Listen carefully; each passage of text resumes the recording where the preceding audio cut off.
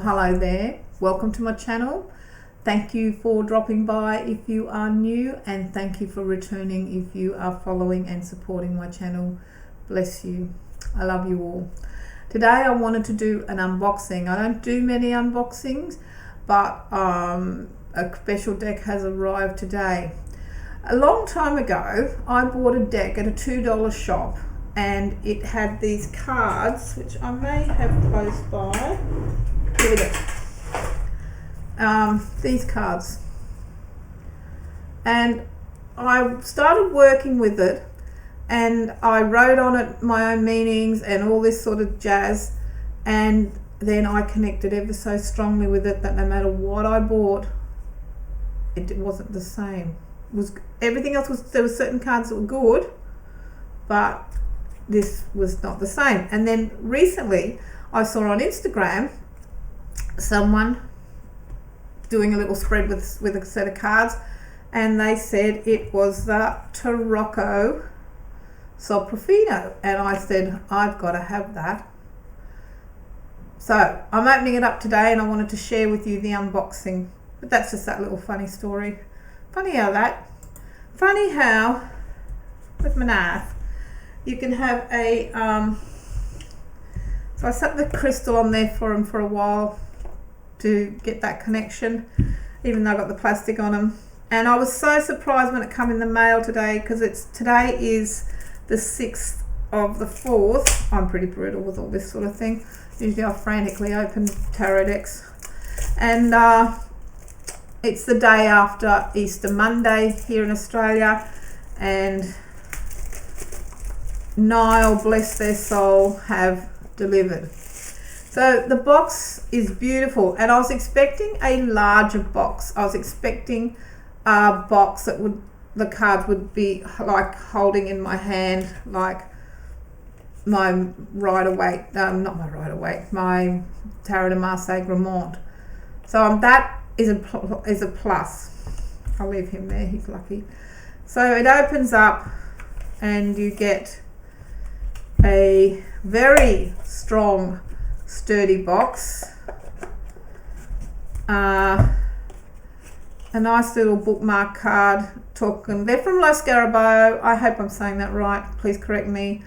And this Tarocco Sopraffino, I hope I've said that right, Milano, around 1830, and apparently with this reproduction there's only 299 copies, and I've got copy 778. Special. Don't care, it's going to be my everyday reader. It's really funny when you collect cars, you have what's called a daily driver. I don't know if any of you collect cars or know someone that does collect cars. Well, you have what's called your daily driver. Well, that's what I'm hoping these will be. So it's a lovely thin deck, and like my crappy deck oh my goodness, I can't find it. See, these had a funny back. We'll just do a little bit of matching. But the thing I liked with the Fool was when I was reading with these cards, I was doing loads of readings and things, funnily enough. Funny how the cheap ones don't wear out. The Fool card for me in this deck, and this is just my connection, and this is what goes back to some of my other talks I do on tarot and will continue to do, is different decks talk to different people under different circumstances, and that can change throughout our lives. But this card, I find a lot of times when someone is in the Fool state, they're moving forward, but they're often looking back. They're so uncertain. They're wanting to break free and move forward, but there's a part of them that's looking back, that uncertainty. And that card's really neat. And then I like the Magician in this card, because and I researched it with this little chibi deck, which I didn't know. And occasionally I'd put pictures of these up on Instagram about 5 years ago, and people say, what the hell's that deck? And I go, I don't know, I just found it in a $2 shop. But originally the magician was a publican. So he is a street jester, street entertainer, but he also had that publican history with him, and particularly where they've fooled around with it. In this one they put windmill in the back. But, that would be like a Dutch jug or an Italian jug. Best not upset people. And then we have our beautiful papyrus. Isn't she beautiful? And our beautiful empress. And our beautiful emperor. Not as stern as some of them. I'll do a comparison one day. We have our Pope. And our Lovers card. And our Chariot. And he's looking there. And what I like about these decks, when you look under the camera better, they're all directional. And once you start, if you're reading, everyone reads at different levels too throughout their reading careers. And when I say levels, I'm not saying up here or down there by any means. It's just where you happen to be on your journey. It doesn't matter. And it doesn't matter if you stay in one place on it either. Readers are as individual as decks. But for me, I like to read and who's looking at who, because in life people actually, it's all about our interaction with people, because I'm a Libran. Then we have our beautiful scales. Get her right. She's not the scale, she's Justice. And I love the Hermit in this. In the other deck he does have a blackbird. That's okay, I can live with that. But he's old and he's got a nice coat. And he's got his little candle. And we have our wheel. And our force, or what's that other one they're called? Waiting, patience. I call it force now because I've been working with Marseille too long. But strength. And our Hangman. I'm going to get to know Italian with that. And our Death. And our beautiful Temperance. The Angel of Time. And she does look like an angel. She's absolutely gorgeous. And our Devil. Mocking the Devil. The best way to deal with the Devil is to laugh at him, if it is a him, and mock him. And our Tower. And our beautiful Star. Our Moon. And this is another thing for me that's very strong connection, is the Sun card.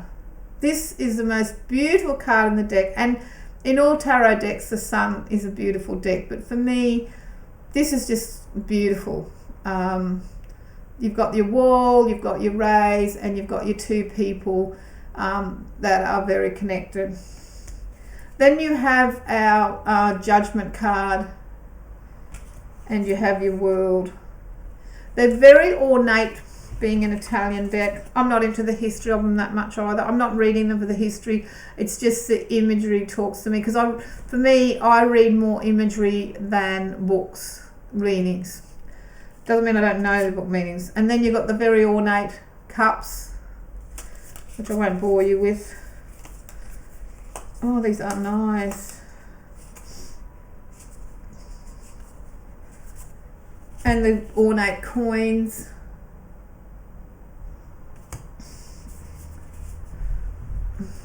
All very ornate.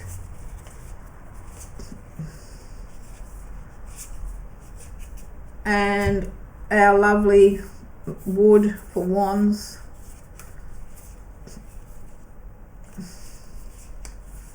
Very ornate. Oh, and that's the wand people. And our sword. The red ribbon and the crown. These are actually easier to dissect. I was looking at some some other decks today. So there you have it, just a simple walkthrough. You know a little bit why I've got this sort of strange connection. And I'd love to know on the video, if you're watching this, and I thank you for watching, is there a deck like that for you? Is there a deck out there that you sort of can go, ooh, I like that deck, and you go and buy another deck, but it never comes and you come back to that one because it's just got some sort of hold on you, I guess. Or it's a deck that speaks to you, maybe. I don't know. And how many decks do you have to buy till you find the one that speaks to you? Like how far in your career? Because I didn't find this deck until about 5 years ago, and I've been reading since I was 15 years of age. I read Rider-Waite-Smith for so many years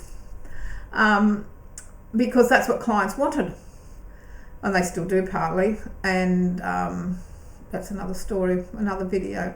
But please, I thank you so much for watching. I hope you enjoyed the cards. They are little. I might have to put my coloured mat down. I can't find it.